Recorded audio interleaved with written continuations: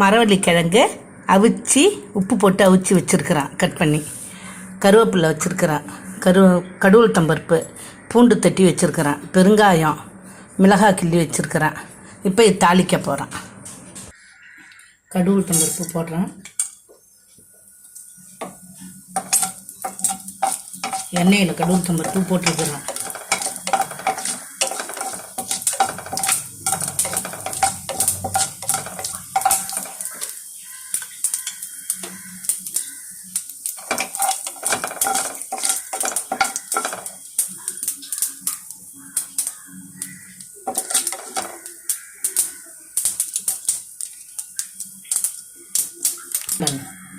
இப்போ இது எல்லாத்தையுமே போட்டுட்டு